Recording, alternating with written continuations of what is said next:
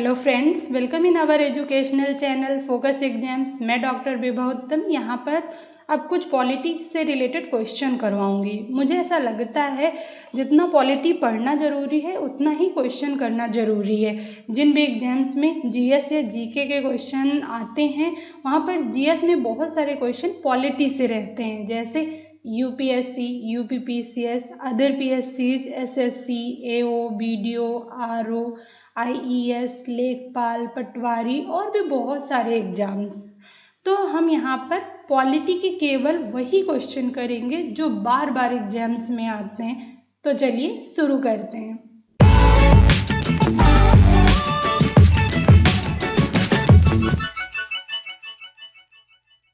तो जिसने भी मेरा चैनल सब्सक्राइब नहीं किया है वो लोग सब्सक्राइब कर लें, क्योंकि हम यहाँ पर पॉलिटी के बहुत इंपॉर्टेंट क्वेश्चन डिस्कस करेंगे और ये सीरीज काफ़ी लंबी चलने वाली है। तो पहला क्वेश्चन है, भारत के संविधान की एक अनुसूची जिसमें दल बदल विरोधी कानून विषयक प्रावधान है। तो ये पूछ रहा है कि ऐसी कौन सी अनुसूची है जिसमें दल बदल विरोधी कानून को रखा गया है। तो वो अनुसूची है हमारी 10वीं अनुसूची।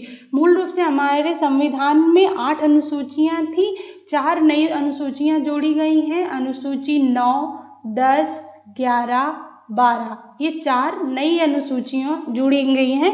उसमें से ही 10वीं अनुसूची हमारी एक है। तो इसके अंतर्गत दल बदल विरोधी कानून और इससे रिलेटेड दूसरे कानूनों को रखा गया है। तो दूसरा क्वेश्चन है, मुख्य चुनाव आयुक्त की नियुक्ति कौन करता है।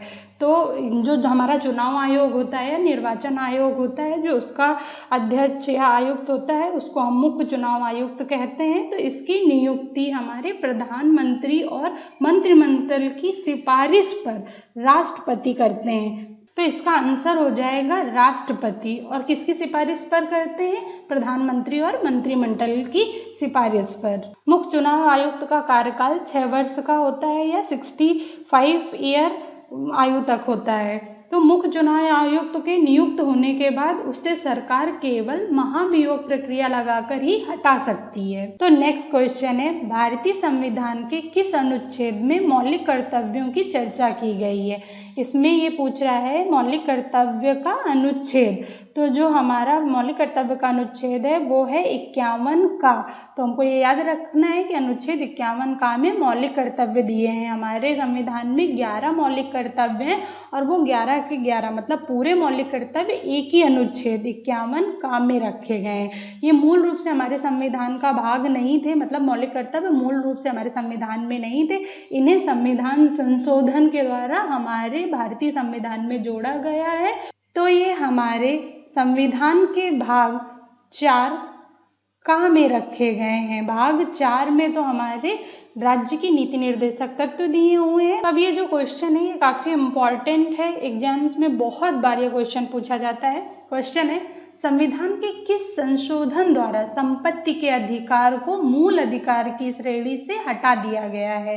तो जो हमारे मूल रूप से मूल अधिकार थे वो थे 7 और अभी हमारे मूल अधिकार हैं 6।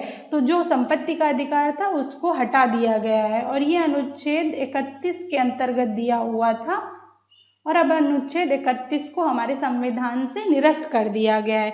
तो ये किस संशोधन द्वारा किया गया था? ये 44वें संविधान संशोधन के द्वारा 1978 में किया गया था। तो ये चीज़ हमको याद रखनी है। इसका ईयर भी बहुत बार एग्जाम्स में पूछा जाता है, तो ईयर याद रखना है। कौन सा संशोधन में द्वारा किया गया? तो ये 44वां संशोधन याद रखना है।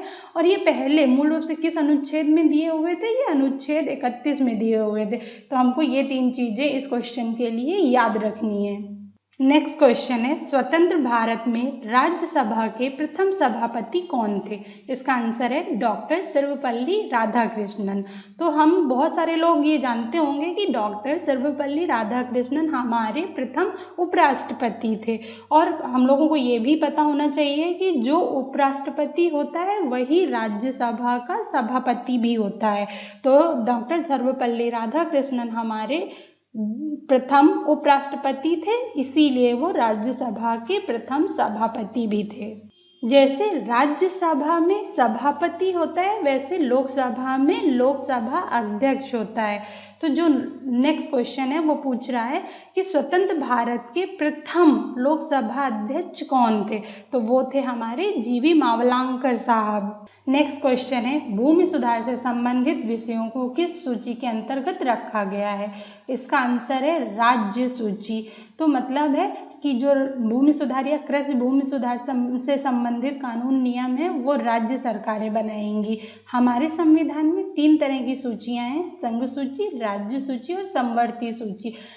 संघ सूची के विषयों पर केवल केंद्र सरकार कानून बना सकती है। राज्य सूची के अंतर्गत विषयों पर राज्य सरकारें कानून बना सकती हैं और समवर्ती सूची के अंतर्गत विषयों पर राज्य सरकार और केंद्र सरकार दोनों ही कानून बना सकती हैं।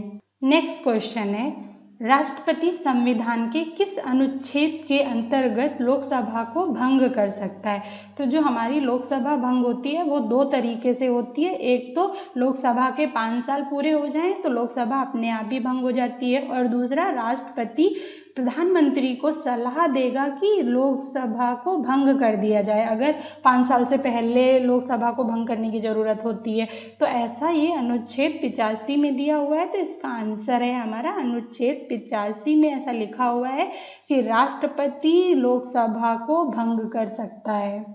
तो नेक्स्ट क्वेश्चन है संविधान के किस अनुसूची में राज्यपाल, राष्ट्रपति, भारत के मुख्य न्यायाधीश आदि के वेतन दिए हुए हैं? तो इसका आंसर है दूसरी अनुसूची। दूसरी अनुसूची में हमारे विभिन्न पदाधिकारियों के वेतन भत्ते आदि दिए हुए हैं, इनका वर्णन दिया हुआ है। तो जो पहली अनुसूची है उसमें हमारे संघ का क्षेत्र, राज्यों के नाम, केंद्र शासित प्रदेशों के नाम और उनके क्षेत्रफल आदि की जानकारी दी हुई है। दूसरी अनुसूची में विभिन्न पदाधिकारियों के वेतन भत्ते का वर्णन दिया हुआ है। तीसरी अनुसूची में विभिन्न पदाधिकारियों द्वारा ली जाने वाली शपथ का प्रारूप दिया हुआ है। तो ये 3 अनुसूचियां हम ऐसे याद कर सकते हैं, थोड़ा थोड़ा हम याद करेंगे तो हमको चीज़ें याद रहेंगी।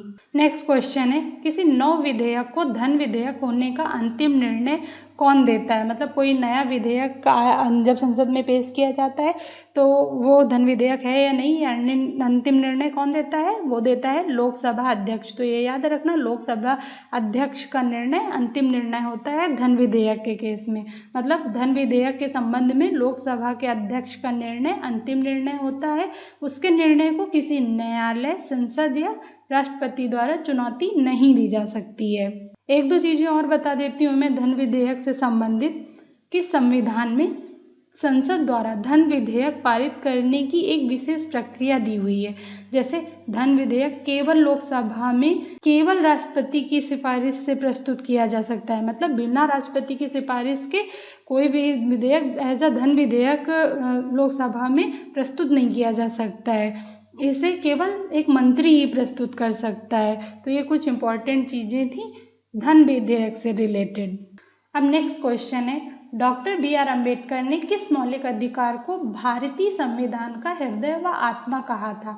तो इसका आंसर है हमारा संवैधानिक उपचारों का अधिकार। संवैधानिक उपचार के अधिकार को डॉक्टर BR अम्बेडकर ने संविधान की हृदय और आत्मा कहा था। ये एक मूल अधिकार है जो कि अनुच्छेद 32 में दिया हुआ है। ओके, अगर दूसरे शब्दों में कहें तो अनुच्छेद 32 में संवैधानिक उपचारों का अधिकार दिया हुआ है और ये मूल अधिकारों के संरक्षण का अधिकार है। अनुच्छेद 32 में संविधान की मूल विशेषताएं हैं। इस तरह इसे संविधान संशोधन के तहत भी नहीं बदला जा सकता है। मतलब इसीलिए इसे संवैधानिक उपचारों का अधिकार कहा गया है क्योंकि इसे संविधान संशोधन द्वारा भी बदला नहीं जा सकता है। पूरे संविधान में सब कुछ संशोधित हो सकता है लेकिन अनुच्छेद 32 मतलब संवैधानिक उपचारों का अधिकार संशोधित नहीं हो सकता है। तो अब जो नेक्स्ट क्वेश्चन है वो है राज्यसभा के द्विवार्षिक चुनावों की अधिसूचना कौन जारी करता है? तो इसका आंसर है निर्वाचन आयोग। संसद मतलब राज्यसभा और लोकसभा, राज्य विधानमंडल, राष्ट्रपति, उपराष्ट्रपति के पदों के लिए निर्वाचन के लिए संचालन, निर्देशन व नियंत्रण की जिम्मेदारी चुनाव आयोग की है। तो यहाँ पर इस क्वेश्चन में बात की गई है राज्यसभा के द्विवार्षिक चुनावों की। तो राज्यसभा के जो चुनाव है वो भी हमारा निर्वाचन आयोग या चुनाव आयोग करवाता है। तो इसलिए इसका आंसर निर्वाचन आयोग था। आज बस इतने ही क्वेश्चंस करेंगे, आगे मैं अपनी ये क्वेश्चन सीरीज जारी रखूँगी। आप लोग भी मुझे कमेंट करके अपने सजेशंस बता सकते हैं कि मैं किस टॉपिक पे अपने क्वेश्चन कराऊं या कौन सा टॉपिक पढ़ाऊं पॉलिटी में, तो मैं उन टॉपिक्स को ज़रूर पढ़ाऊंगी, उन पे क्वेश्चंस कराऊंगी। तो please comment, share with your friends and subscribe my channel. Thank you.